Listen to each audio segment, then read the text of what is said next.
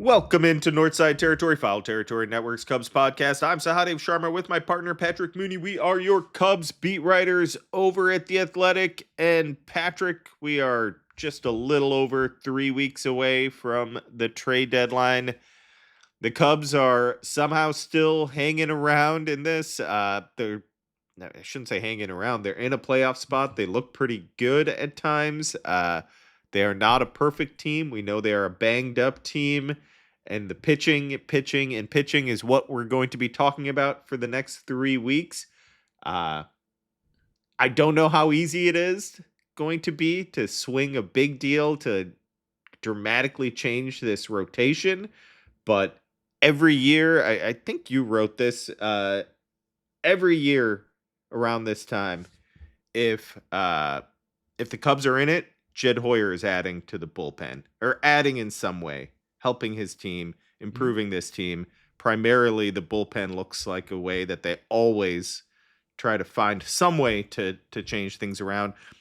If you listen to Craig Counsell talk every spring training, he talks about bullpens a lot, and it's the same like 4 or 5 guys that you're leaning on in April are almost never the same ones come September. I think that's what we're going to be seeing. There's going to be a lot of interchanging parts over the next 3 weeks, but maybe as we get closer to the deadline, we'll finally see some of those more significant moves. But that's what we're going to be watching, and that's the really the topic for the next few weeks. Yeah, I wouldn't get fixated on like one name or sort of be locked into this idea of the,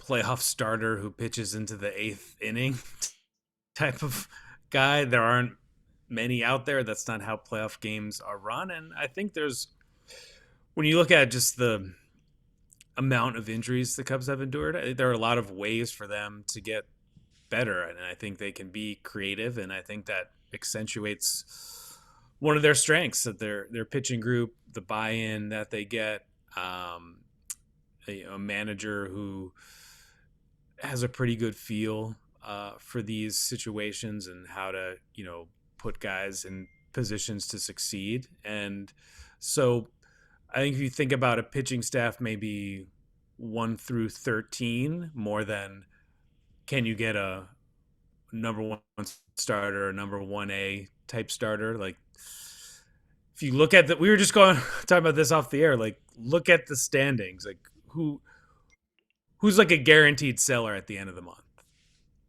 Yeah, it's not a long list, and like some of these teams are going to be waiting till the very end, because like the Mets, you'd say just looking at where they are, you'd say guaranteed seller, but they're gonna wait. They're gonna wait till until they have to make a decision. Outside of that, it's like you look at the AL, it's 2 teams. It's the Angels and the Royals. The rest are kind of in it, and that's insane. There are some bad, like what we thought were like dreadful teams, and they're right back in it. The Red Sox are a game and a half out of a playoff spot. It's a weird year. The expanded playoffs have changed the way we look at things, and it's got to be a little frustrating for teams that are obvious buyers, because Jed Hoyer can't, like, fans may be clamoring for him to make a move, but you're going to be, I know they don't like hearing about, sacrificing the future, but you have to think a little bit about the value that you're giving up. And right now, to make a significant move on, what is it, July 11th as we record, you'd have to be overpaying significantly. The Tigers aren't going to want to give up right now. Like a team like the Tigers, who have, at least 1, maybe 2 significant, potential trade pieces that could alter a team's rotation with Skubal and Casey Mize. They're 2.5 games out of a playoff spot. These teams that are built to win now, that are within shouting distance of a playoff spot, are not going to want to sell unless you completely bowl them over. And even then they may not want to. I think it's kind of interesting. It's interesting to look at where the teams are, but I think it leads to kind of a boring deadline, potentially boring. We'll see what happens in a few weeks. It's not gonna. I just don't think it's gonna be busy for a couple weeks still. Yeah, we just did a mailbag for the Athletic, and um, you know, there were certain questions that just sounded really pessimistic about the Cubs, and really doubtful that Jed Hoyer is going to do anything. And I get that to an extent. Like, yeah, we're not out here pounding the table like they're going to go get Scooble. I would be shocked if Scooble's pitching at Wrigley Field in August. Just not their mo. The distance between them and the Brewers and a first round bye, I think, is just too far. Knowing how they operate, and I think they're realistic here. Of like, to think that they're going to make up like 4 to 5 games on the Brewers over the next 3 weeks is just not realistic. I think they play the Brewers maybe like 7 times, late August, early September. It's kind of that Labor Day window. They've got 2 series in a short time frame. Just given that, you can't expect the Brewers to just like fade, and with everything the Cubs are dealing with, expecting them to rip off another 10-game winning streak is not realistic. But like, getting relievers who you trust to pitch in playoff games is not unreasonable. Getting a competent major league starter who can help you get to October, I don't think that's realistic. I think they have to do some shopping for the future here. This is one of the few times when teams are actually like willing and motivated to really seriously discuss players and make big moves. So we get baseball is such a regional sport. You follow your team. We cover one team, then some other stuff around it. And so I think sometimes your frustrations with the team you follow are not really unique, that there are probably 29 other front offices out there or fan bases out there wondering why you do something. This is just how baseball in 2026 works. Yeah, I was actually a little surprised at how pessimistic some of the questions were, just regarding the team in general. Like, some of the questions, it's like the team is playing pretty well, all things considered. I did not like. People get very frustrated with the bullpen. It's like, the bullpen is. How is this bullpen even like getting outs at times? Like, guys are either overused or really shouldn't be on a team that's contending for the playoffs. Like, these are a bunch of guys that have been DFA'd, and they're not going to be perfect. Some of these guys have done well, all things considered, but they need to add to that area for sure. Whether that means like guys getting healthy and coming back and helping the team in the bullpen, or adding at the deadline. I think that's just absolutely a must. And they may not be the most exciting names, right? Aroldis Chapman may not be added to this bullpen, but that doesn't mean that you can't suddenly build a really solid to strong bullpen without getting that no doubt stud reliever. Yes, I think it would be nice to get like a nice stud in that bullpen. I'm not sure if that's going to happen. Your point about adding for the future, I think, is an interesting one. Can they be more aggressive in that regard? I don't think it makes sense to be very aggressive to go get a rental starter for the reasons we've talked about. They are, unless they make up a ton of ground here, and suddenly the odds of winning the division or getting that bye shoot up. I don't expect that to be the path taken. It makes more sense if that guy's available. One thing before we take a break that I just want to mention, like, this farm system was probably bottom 10 entering the season. They've had a good year. Have they had a great year? I wouldn't say that, but they've had a good year, especially with the bats. And I think there's a lot of potential A lot of guys have kind of shot up the rankings. Obviously, Hartshorn has been huge. Owen Ayers has been really big. Pedro Ramirez, who's at the major league level now. There's a few guys at that AAA major league level that are interesting. We had a question about that. Would they move any of Alcantara, Pedro Ramirez, Ballesteros, or Shaw? I think Alcantara is the most likely of that group, but they're all valuable in a sense. Some very valuable.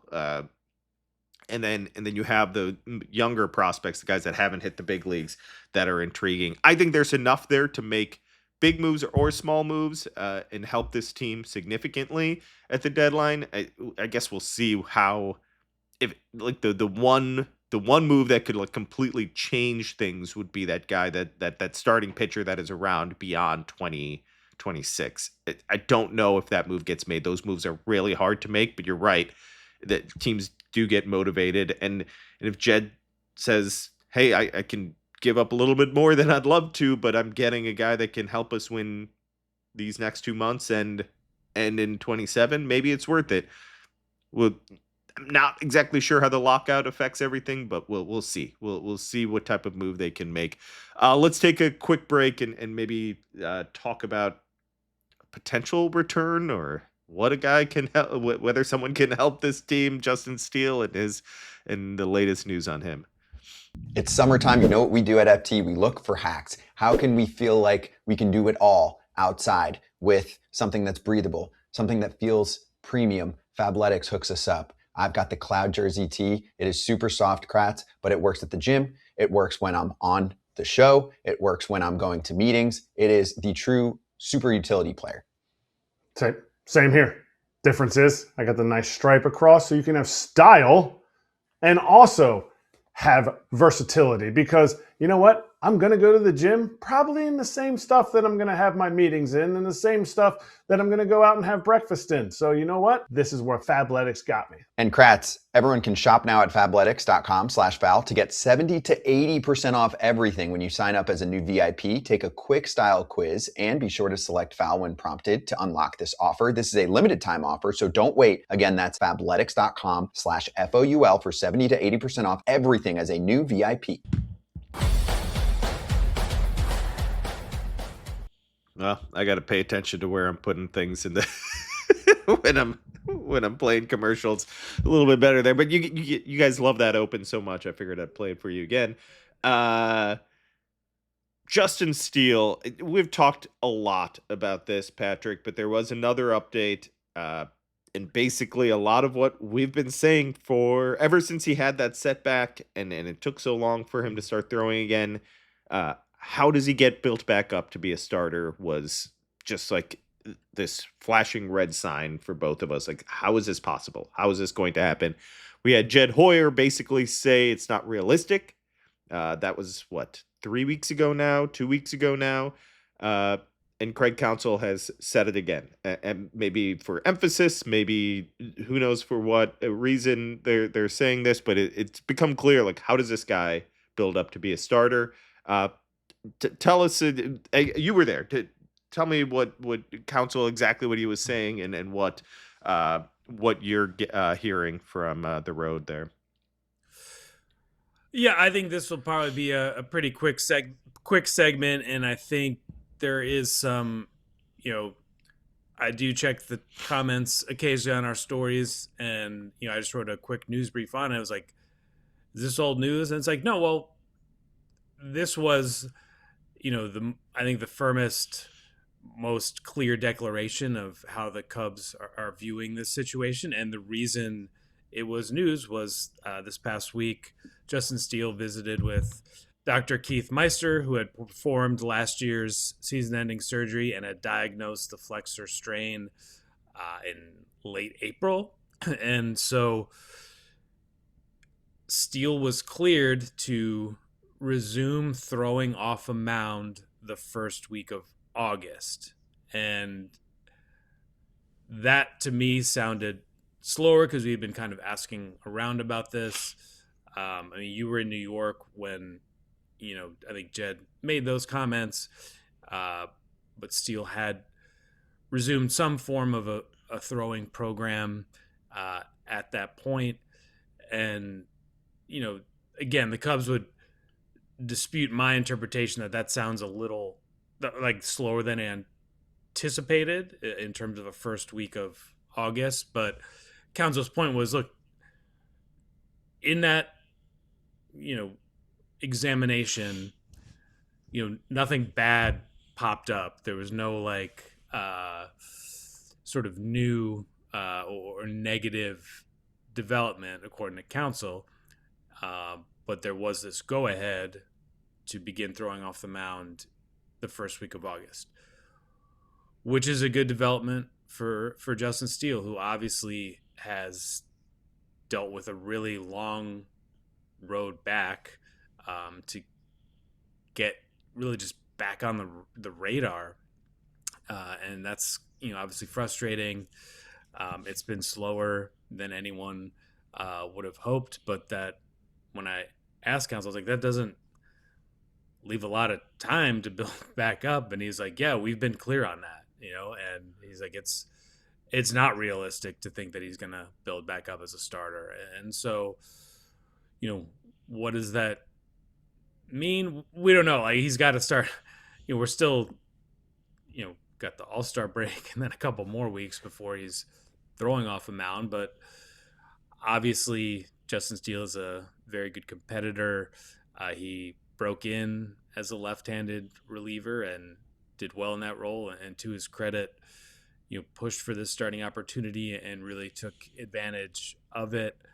I think with all of this stuff, you have to think about the future as well. Like, there's, assuming the lockout doesn't last forever, there'll be some version of a season next year, and that, Justin Steele obviously wants to pitch for a long time. So it's kind of balancing that caution and also that sense of competitiveness that he, wants to be out there. So I guess, you can't think too far ahead with this stuff, but my takeaway from Baltimore was, there's a scenario in which, he becomes an interesting pitcher who could become part of the equation. I don't like putting dates on it, but obviously first week of August, you're looking at, several, more weeks from that, because of how they progress, when you're talking about bullpens, live BPs, presumably a minor league rehab outing because he has not pitched in a major league game since April 2025. So, whether it's, this is kind of goes back to our previous segment of the trade deadline. It's like, you can't really count on like Edward Cabrera to come back and be that top of the line starter you were hoping for. Ben Brown's going to need a lot of time. Steele is a question mark. Daniel Palencia is on a, should be more of a, I believe it's throwing off a mound after the All-Star break, or at least, going forward with his throwing progression. But they have a lot of interesting names, and not all of them are going to come back and be healthy and perform at, 100th percentile outcomes. But I think as you're going about the trade deadline, you add a couple interesting arms, and then you have this whole group of really talented pitchers. And if a couple of them land on your playoff roster, I think you'd feel a lot better about things. Yeah, I think you mentioned the three names: Palencia, Brown, and Steele. Obviously, we know what role Palencia has, but Steele and Brown, I don't know what role they're going to hold. I mean, Steele, it sounds like best case scenario is multi-inning reliever. That's still valuable. That can still help. It's not the ideal situation, and it's not what people wanted back in March, but it can still help the team. And right now they just need healthy arms, healthy and effective arms. If he can be that for them, they'll take that. Obviously it's not the ideal scenario, but you'll take that. We'll see what Brown can be. We just don't have a timeline on him, so it's hard to say like he can come back as a starter or he's going to be an effective reliever. I don't feel comfortable with any declaration there until I know when he's throwing again with some urgency, but that's not there yet. And Palencia, he'll be back eventually. It sounds like, and Mhm. he can. We know what he can do when he's healthy and feeling good out there. So he's an impactful bullpen arm. We know that when he's right. All right, let's take a quick break and come back and wrap this up. This episode is brought to you by FanDuel. Baseball fans, the MLB season is in full swing, and FanDuel is giving you a chance to call your shot with daily dingers. Joining the action is easy. Just make your free pick on who's hitting a home run in their game, and if you're right, you'll get a profit boost to use on your next bet for a chance at extra winnings. It's just another reason why FanDuel is the home of home runs. So, are you ready to play your game? Head over to FanDuel.com/podcast to get started. That's FanDuel.com/podcast to opt in for daily dingers. Make your free pick on who's hitting a homer. Play ball. Swing for the fences on FanDuel, an official partner of Major League Baseball. No purchase necessary. Opt-in required. Bonus issued as non-withdrawable profit boost tokens. Restrictions apply, including any token expiration and max wager amount. See terms at sportsbook.fanduel.com. Gambling problem? Call or text 1-800-GAMBLER.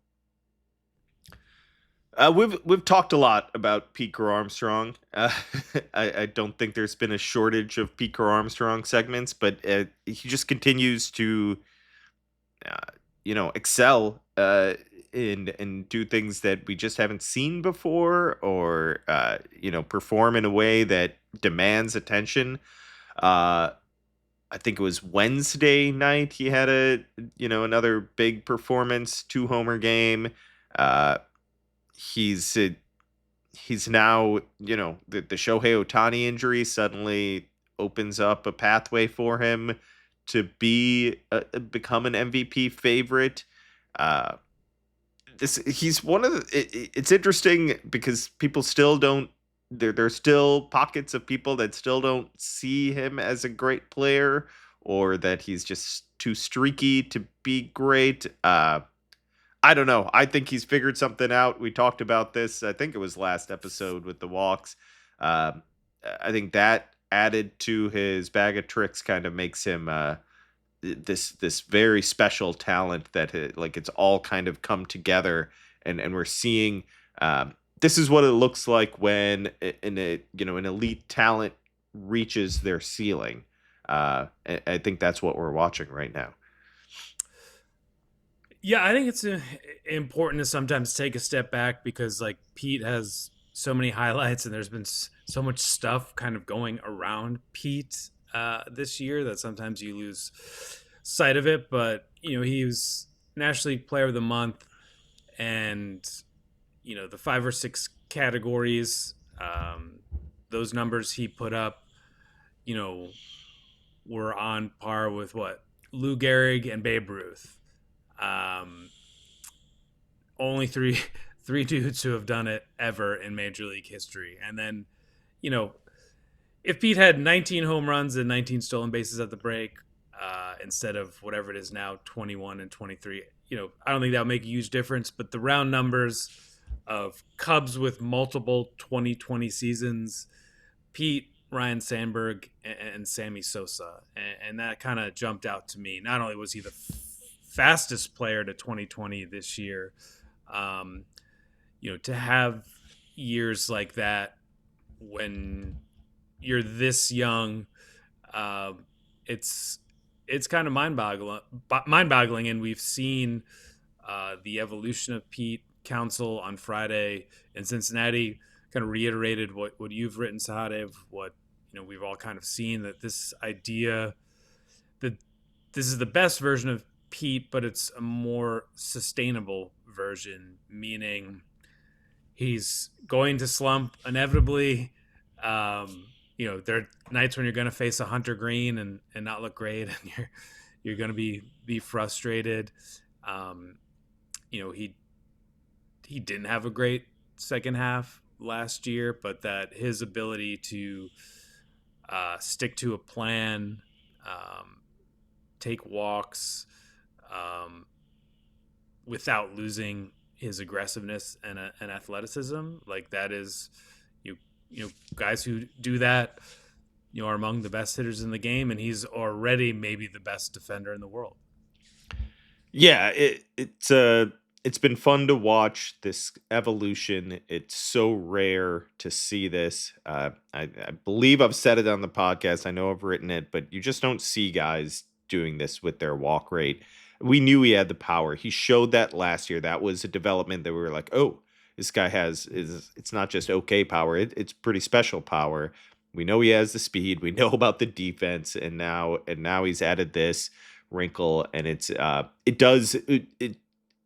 if he can keep it up, it's the type of thing that makes you level off during a slump. So you're that slump, that hitting slump, isn't so detrimental to the team that it's like all you're bringing is defense, which is great with him. It's still valuable, but if he's taking walks too and getting on base, he's a threat. He's a problem for other teams. So just a game changing talent that kind of helps take this offense to the level that they're expected to be at, which is among the best in baseball. All right, that's it for this episode. We'll be back with one more this week. Thanks so much for listening, everyone. This is Northside Territory. Make sure to rate, review, subscribe to the YouTube channel, and subscribe to The Athletic, where Patrick and I are on top of all things Cubs. Thanks for listening and watching, everyone. Take care.